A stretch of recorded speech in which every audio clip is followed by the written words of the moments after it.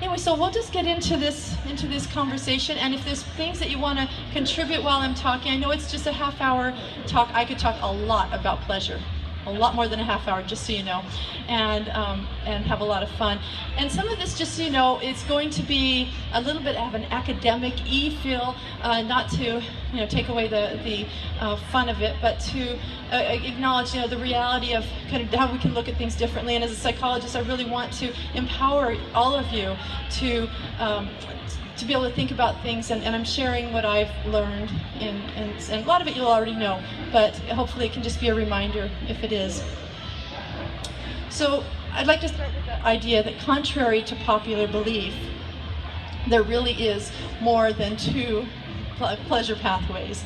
As we think about, specifically, we think about food and we think about sex. Right? Those are, and food and sex are both fabulous pathways to pleasure, but the problem is, because when we limit ourselves to just two, then our relationship, our dependence on them becomes even greater, and our ability to get our needs all met by just those two can sometimes vary. And so sometimes what will happen is we will become more desperate and have to go to more extreme measures to get the pleasure from those things. Up the ante, maybe a little more, a few more servings, a little bit crazier sex. Again, crazy sex can be good, but it's about that sense of neediness. Because when we're needy, then usually it's because we don't have our needs met. So this is going to be an opportunity to think about what are some other ways potentially to get your needs met. And from the psychological perspective, in general, pleasure leads to greater happipiness. When people come for counseling, what do you think is the biggest reason why people come to counseling? Why would anybody go to a psychologist? Pardon? They hurt. Yes, they hurt. And what do they want the psychologist to help them with? Make the hurt go away, right? Any other reasons people come? Pardon? Depression. Yep, depression. And what is depression?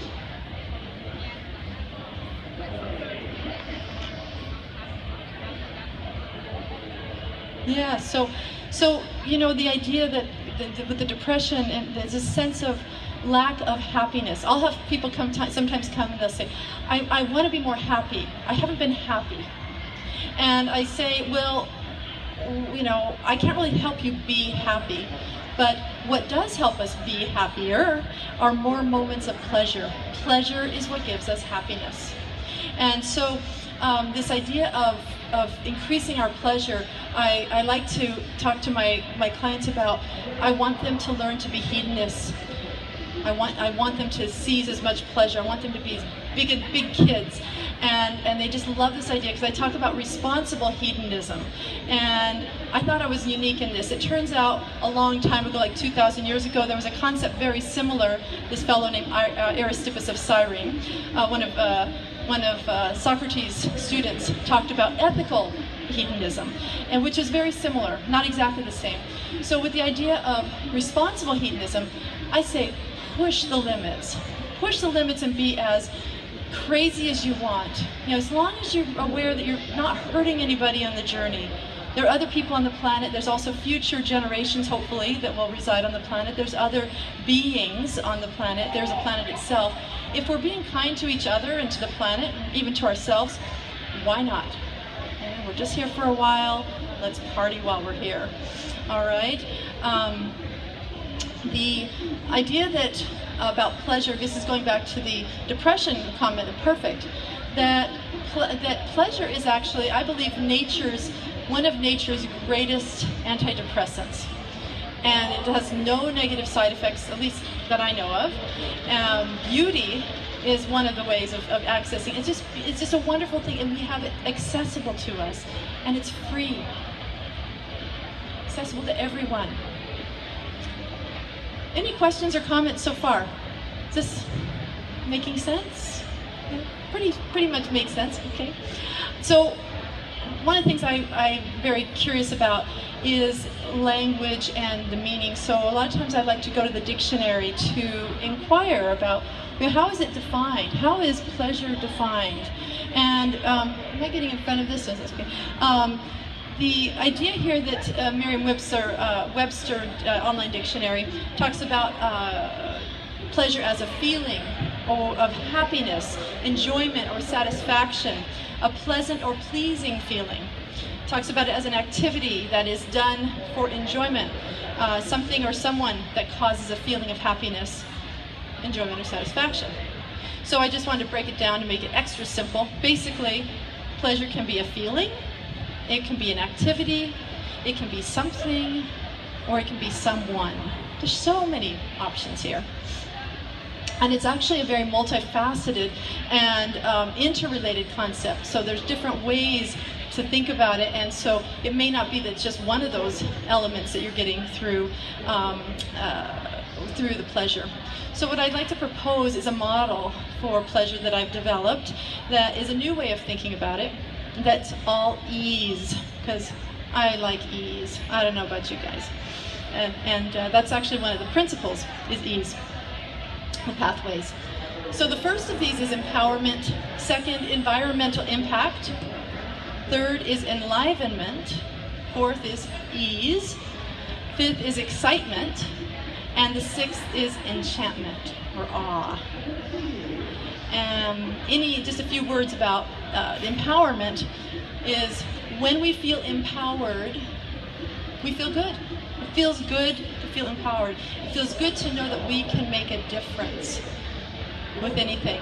It also helps us have a sense of hope that we can do something and we can be agentic, and actually something good can happen. And having hope is another antidepressant. Hopelessness and helplessness are two of the hallmark elements of depression. And the third that I love is that empowerment helps increase confidence. And I can't tell you how many times over like 30 years I've heard people say, I'm just not confident enough, I'm not confident. And they think that they can create this out of a vacuum. You don't create confidence, but if we can increase that sense of empowerment and increase our hope, then the confidence is a natural byproduct. So it's a real bonus. And then this is really where self-confidence comes from. And so many people beat themselves up saying, I'm just not self-confident, I'm not self-confident, I need to be more self-confident. And they start focusing on that, thinking that's the healing pathway to being self-confident, but it isn't. It's secondary. So getting at these other underlying things of empowerment, finding ways that we can make a difference is really great. Environmental impact might seem like an unexpected pathway to pleasure, but it's another form of actual empowerment. And we all want to do good things. We all want to make a difference. And I think, you know, what we're learning about the impact that we're having, the carbon footprint we have on the planet, it's pretty sobering. And we can go to that place of depression. I actually have some clients who come to therapy specifically distressed about what's happening with the planet, maybe wondering, thinking maybe they don't want to even have children because they don't want to bring more people onto this, not knowing where we're going to go, what planet, what would they be leaving them. And so it's a very serious thing. So the more we can find little ways to have a positive impact on the environment, reduce our negative impact. I even have in my book a chapter, it's kind of a whimsical chapter, but it's really serious, is ways to use food you normally would waste. You know, and we have about 50% of our food ends up in a landfill, and all the resources that go into making them, that the more we can use what we have and not waste some of the things, it's fantastic. And it feels really good when we can make some of that difference. And I thought this is a good picture, the idea that everything that we create, everything we buy, everything we use, you know, we leave a mark. And here we have a rusty old Impala, I think, or Plymouth, I'm not sure what kind of car. Any questions so far then? Any comments about environmental impact or anything I've talked about so far? Nothing? Okay. Well then let's go to the next E, Enlivenment. And I think it's really important, I'd like to point out that enlivenment, to be enlivened, is very different than being alive. To be alive, it's sort of a necessary condition to be enlivened. If we're not alive, we can't be enlivened.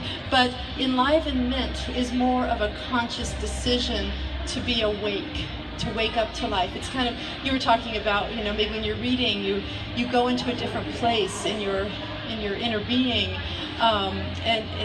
so it's a really neat concept, and you probably heard a lot about mindfulness practices. The research around mindfulness and mindfulness-based practices, and depression and anxiety, and all kinds of other health benefits are huge.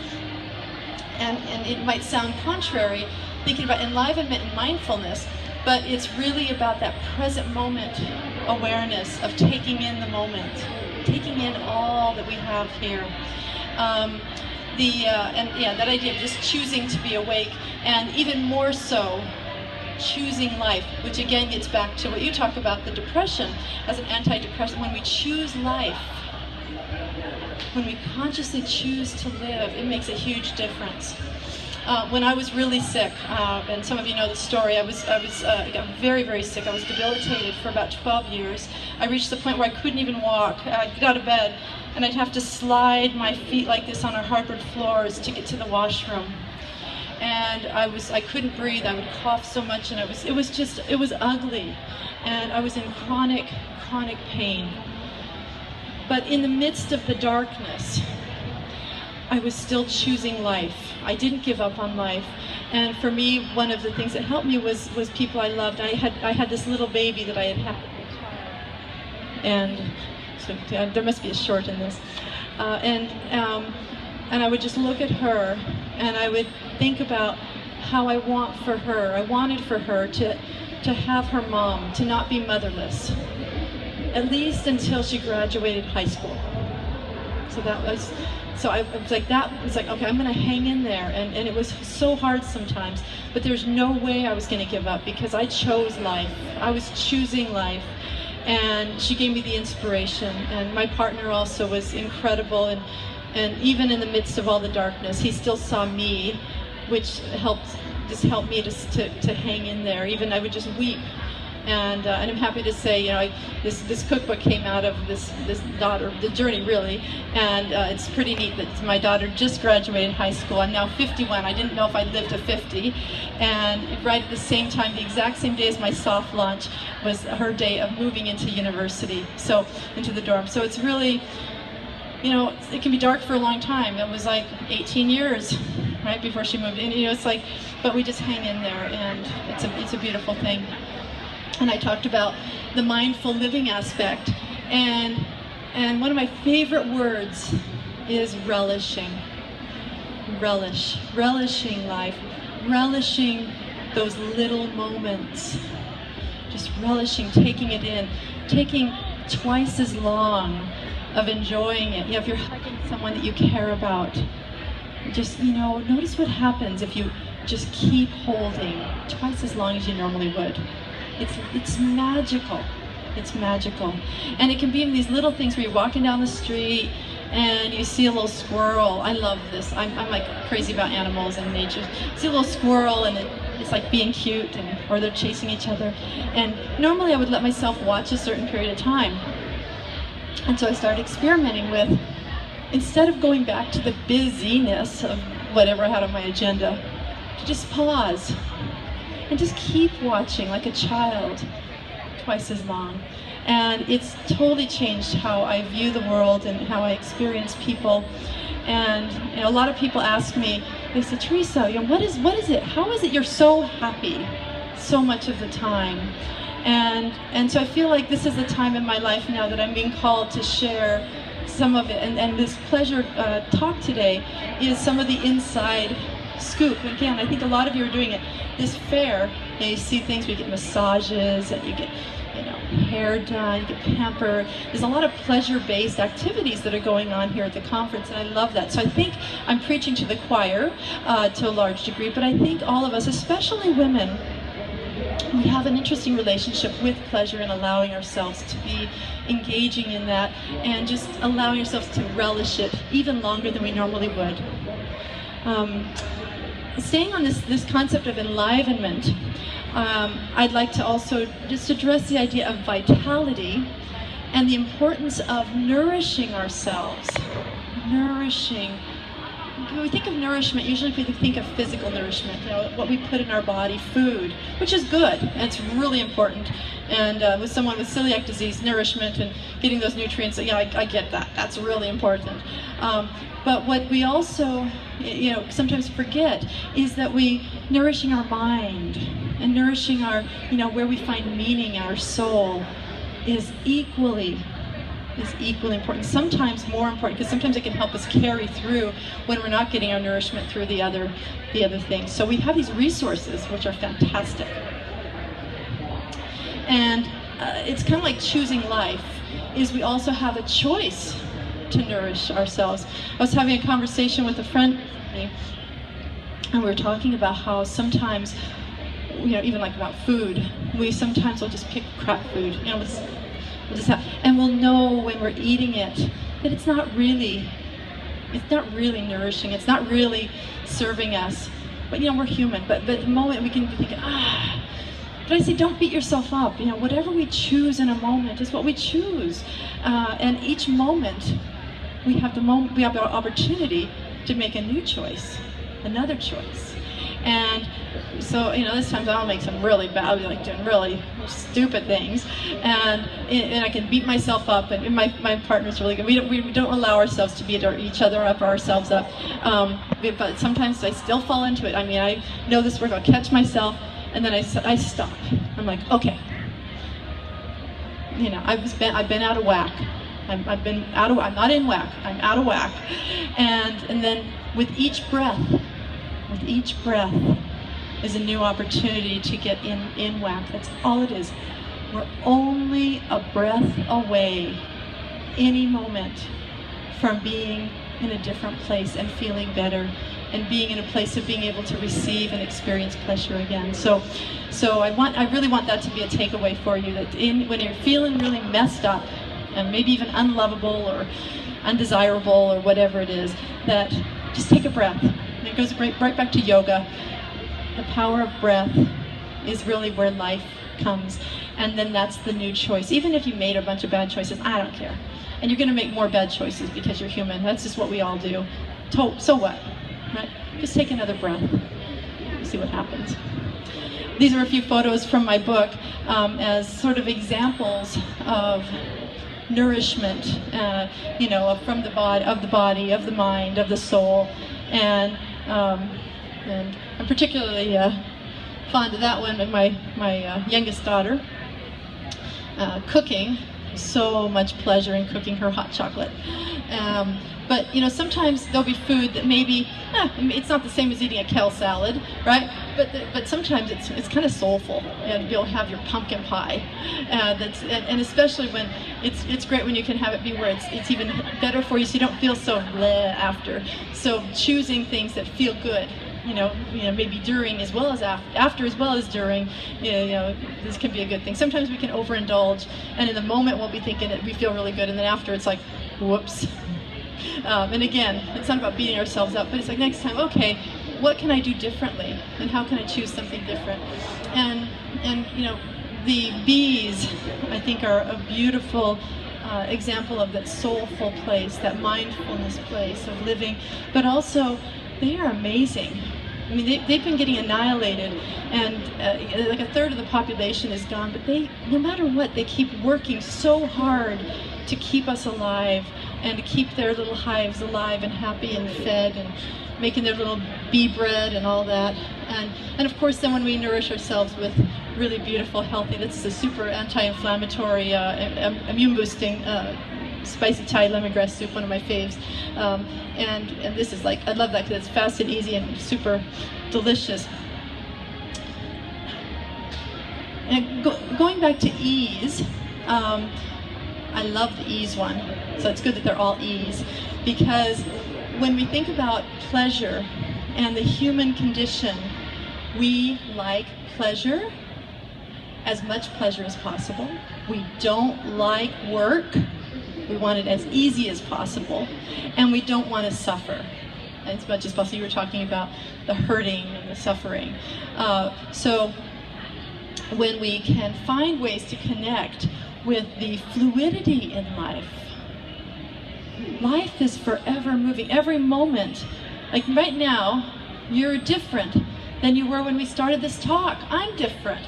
I don't know how many millions of cells I've now shed during these last 15 minutes. So we're continually in that fluid place, and when we can be in that, then also ego can kind of take us a back side. We don't worry so much about the details because they really don't matter, right? It just is what it is. So when we can have that, there's an easy mentality, a mentality of ease that we can bring, that gives us, just makes us feel so at peace. It's serotonin. People talk about neurotransmitters, depression. Serotonin is one of the serotonin and dopamine are the most popular neurotransmitters for anti-depressant and happy feelings. And but what a lot of people don't realize is that serotonin, the serotonin reuptake inhibitors, and help the serotonin stay in your system. Serotonin does not give you a high. What serotonin does is helps you feel more at peace, just more comfortable in your skin. Now dopamine, that's a different thing. That's like the whole chocolate, sex, high, blah, blah, blah. But the serotonin, so ease I think of as kind of like our natural serotonin, that we can use our mind to really access it.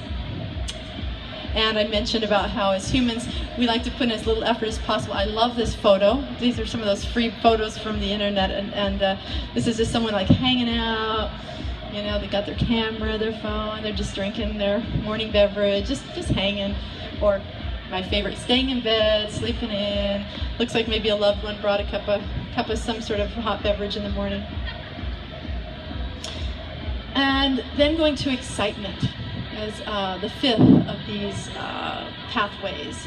Now excitement, I put this little happy cat. Oopsie, I'm new to this whole thing. Here we go, this little happy cat. This is where I think most of us think about pleasure, is excitement. That's what we think about, like sexual pleasure, sensual pleasure. You were talking about some of those yourself. Sexual arousal. Emotional excitement is another form of pleasure. I mean, if you talk to a kid and you say, guess what? We are going to go to Disneyland. What happens in that kid? It's like, oh, right? It's more metaphoric. I'm not wanting to promote Disneyland or not promote it, but it's like there's this excitement of, I'm going to see Mickey Mouse, really? And it's a really wonderful feeling, that emotional excitement. Surprise. The surprise is, it could be little surprises. Someone just leaves a note, a kind note, and said, thank you for making my day. It's just like a surprise. Like, oh, I didn't expect that. That's just so nice. And it feels good. Again, pleasure is about feel good. We want to feel good. And what I love here is combining some of these, like surprise with emotional excitement. You walk into your house, you think it's a normal day, and then suddenly 10 people burst up and yell, surprise, right?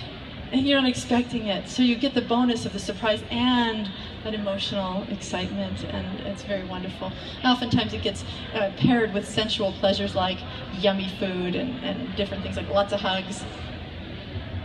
Adventure.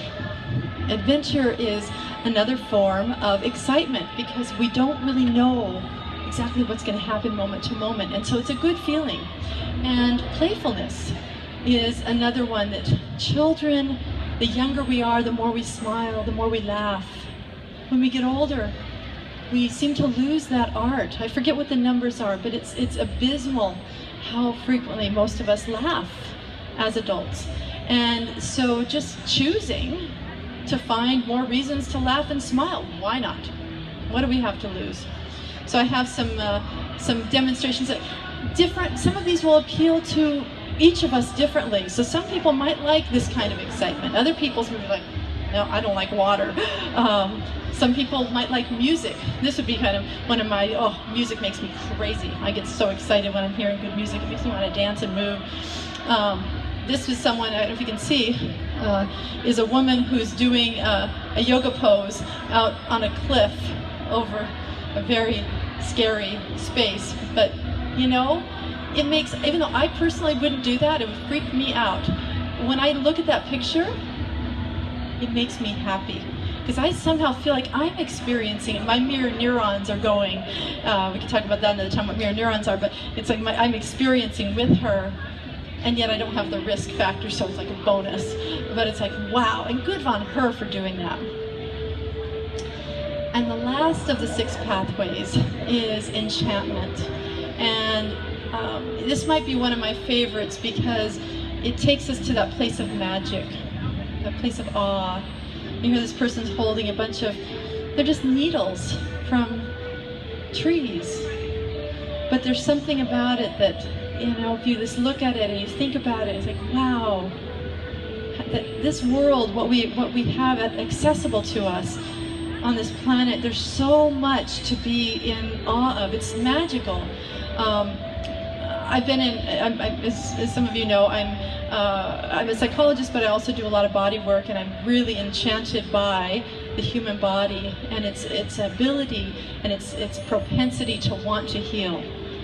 And so in that journey, one of the things I've done, I've been in actually 2 fresh cadaver dissections, which sounds really freaky, and that would not be any, maybe your idea of a good time, but it's so amazing when you actually see, you know, the magic of how our bodies are put together, and that it all works together, and that we heal and we go through all these things, and it finds ways to compensate.